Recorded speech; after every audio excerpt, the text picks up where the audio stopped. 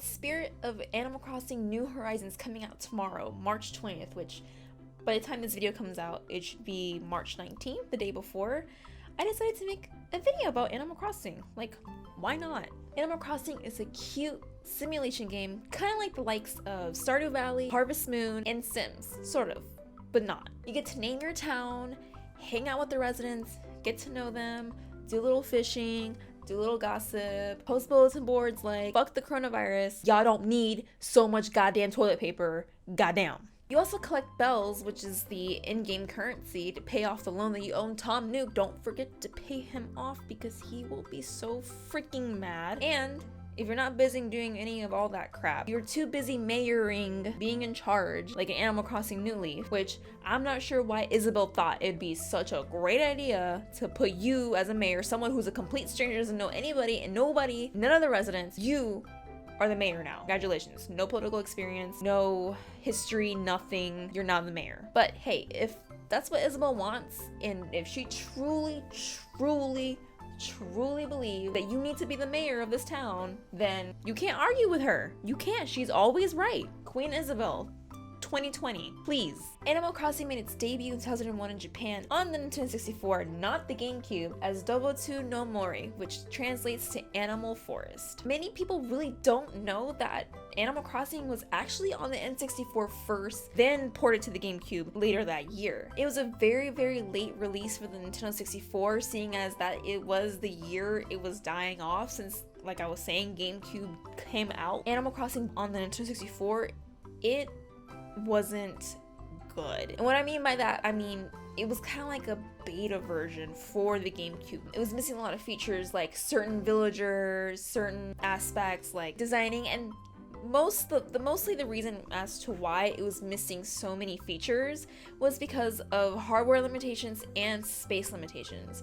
They wanted to do a lot more stuff, but the Nintendo 64 can only hold so much information for it to be able to process more stuff, more features in a game. So when it came out to the GameCube, it was only for Japan. It didn't come into the States until 2002. The reason why it took 1 year for Animal Crossing to come out in the United States was because the localization team in Nintendo built the game ground up for Western audiences only. What I mean by that is they took out a lot of Japanese references and they put in more American references so the game can be relatable to Western audiences. For example, Halloween would be implemented into it, which I think Halloween is a worldwide like holiday, but I'm just using Halloween as an example. Like 4th of July also is a holiday that it's celebrated in the game. So more American culture was implemented in the game, which took them a very long time to do, but they did a very good job. And then I remember this game being marketed when I was a lot younger. This game, like I said, this game did come out in 2002, so I was about 8 years old, so I want to say 2nd grade. I specifically remembered Animal Crossing being marketed during the Scholastic Book Fair, which is like every kid's favorite time of the year during school. Scholastic Book Fair, I mean, who can forget the Scholastic Book Fair? That was the only thing I looked forward to in school. That and field trips. Anyways, during the Scholastic Book Fair, they would have like tables set up with Animal Crossing little objects there just to kind of sell to the kids. And I specifically remember getting a bookmark. Now I tried finding the exact bookmark, but I was only able to find this image on Google, but it was essentially the same style, like the same length, square, like rectangle, long rectangle bookmark. This is about like almost 20 years ago. Like, I'm not gonna really remember how it looks like, but it does look familiar to that image. Now, I also remember being super confused on what the hell Animal Crossing is, because like I remember seeing it all over the place and I was like, what is this game about? Like, I would ask my classmates, and a lot of my classmates didn't really have a GameCube, so they were just kind of like, I don't know. And I'm just like, okay. So that was my first like experience with Animal Crossing. So when the game came out on GameCube, there was a multiplayer aspect to it.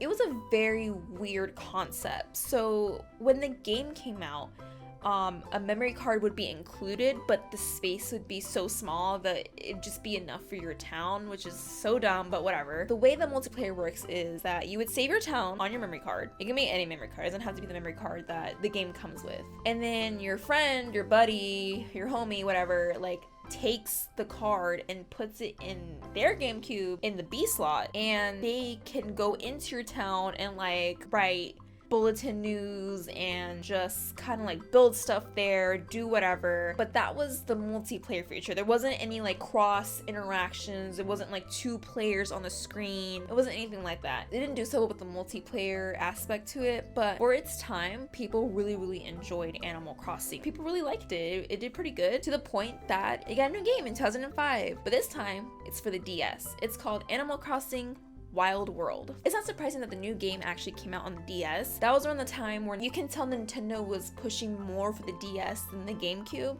so it wasn't really surprising that they moved forward with the franchise on handheld. It was a definite upgrade from the GameCube version. The graphics were a lot better, 2 floors to your house. There was more character customization, so now you don't have to wear that funky hat anymore. You don't wear a hat, thank God, because that hat was really ugly. But a lot of fans do say that it's kind of like the same thing. It looks like a port of the GameCube version, but better. So now you have the N64 ported to the GameCube, ported to the DS. There's no plot to any of the Animal Crossing games. All Animal Crossing games are all open-ended. The only plot is that you owe Tom Nook money, and that's just the same thing from the GameCube and for the DS version. Nook gives you a home, you gotta pay him back. You know how he makes you pay it back? You gotta work for him for free. The money you earn goes straight to your mortgage. Isn't that great?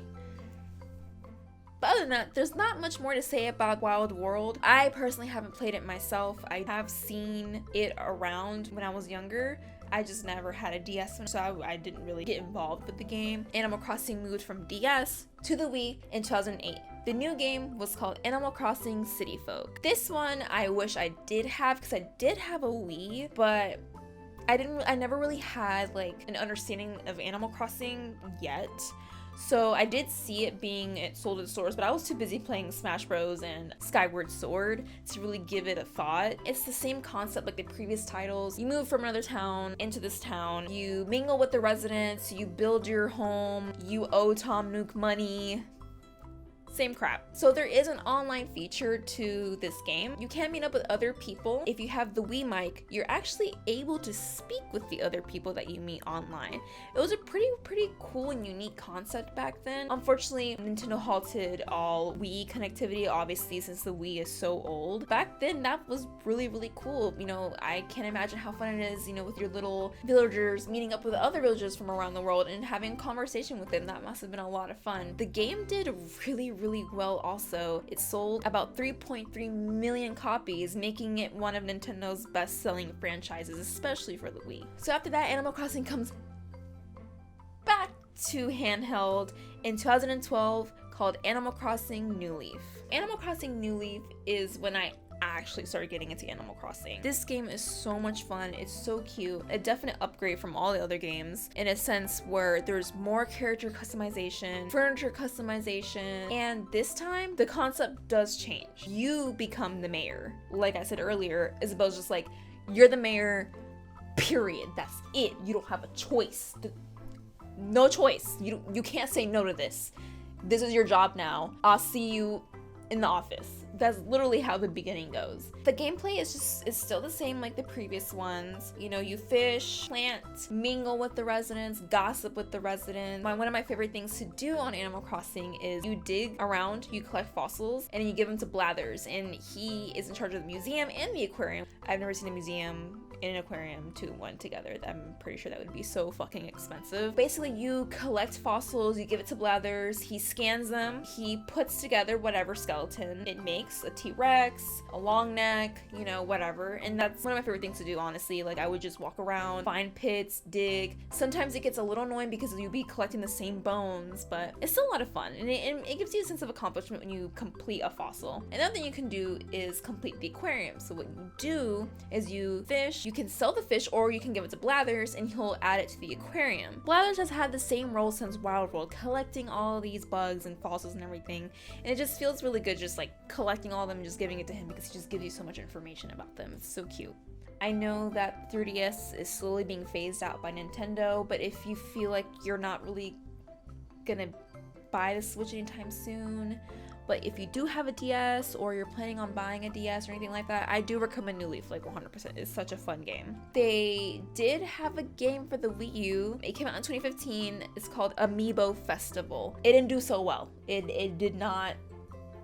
Everyone hates that game. Amiibo Festival is supposed to be like a Mario Party, but without the party part. Like, it's a board game. It's just a board game with Animal Crossing slapped on it, but there's no fun. There's no mini games. There's no any bonuses or anything extra. It did really, really poorly. And when it first released, it was $60. And a lot of people were pissed. I mean, like, you're getting you buy this for $60 for 2 amiibos, which later become, you know, are like sold separately to the public. And it's boring. It's a boring game. And it sucks because, like, can you imagine Animal Crossing Party, like, mini games? Like, I would love that. And that's what a lot of people thought this was, but completely the opposite. Like, come on, like, Monopoly on console is way more fun than Amiibo Festival. Like, it did not do well. It is one of the most hated games in the Animal Crossing community.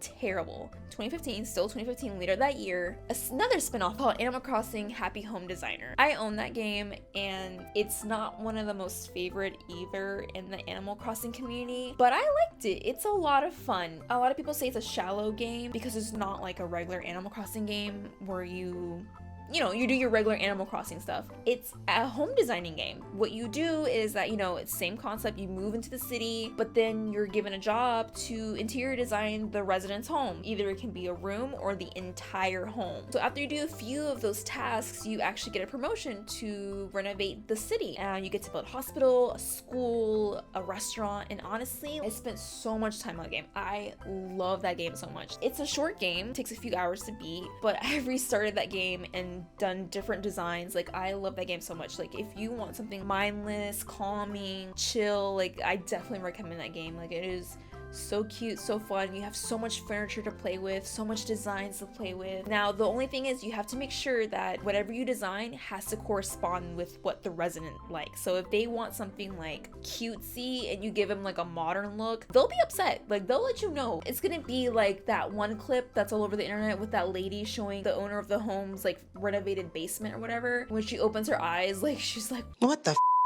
And her husband's like, it's exactly like that. It's a really fun game.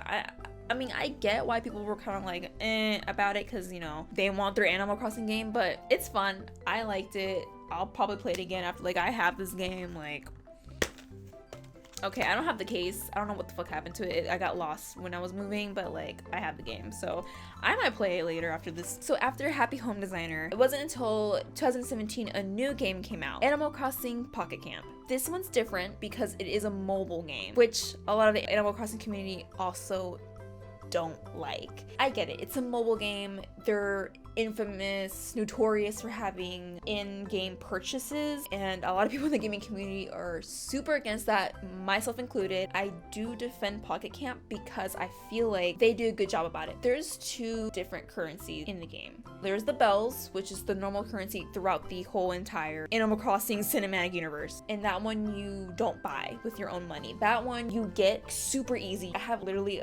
184,000 bells right now, and you can get that from doing anything. Like, they give it out like candy. The second currency is leaf tickets. That's the one where you can purchase with your own money. Nintendo did such a great job balancing it out. So in the game, in Pocket Camp itself, same concept. You don't purchase a home, you have a campsite. You upgrade your campsite, you meet with new residents. Doing stuff like that gets you leaf tickets. Completing tasks like building a new part of your camp, getting to meet certain new residents, gives you leaf tickets. If you go into the Isabelle's daily task section, or Isabelle's tasks in general, which is considered the main plot, like the main game tasks, they're not hard tasks to complete either. Some of them could be like, talk to 5 different animals, you get 10 leaf tickets. Collect 25 bugs, you get 5 leaf tickets. You have these simple tasks that help you accumulate leaf tickets. A lot of the items on there aren't that expensive, except for like certain event items. Like, yeah, some of them can go up to 230 leaf tickets.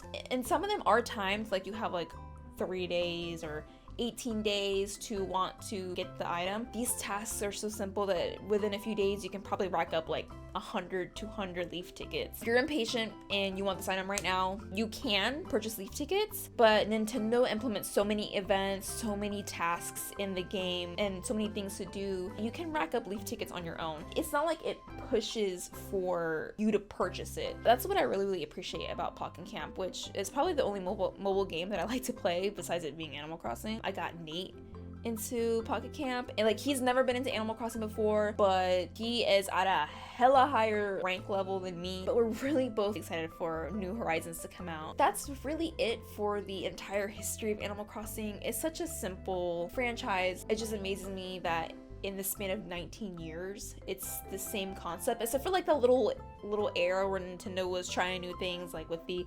Amiibo Festival and then the Happy Home Designer. You know, they tried. Why do people still love it? That's the question. Why is it still so appealing?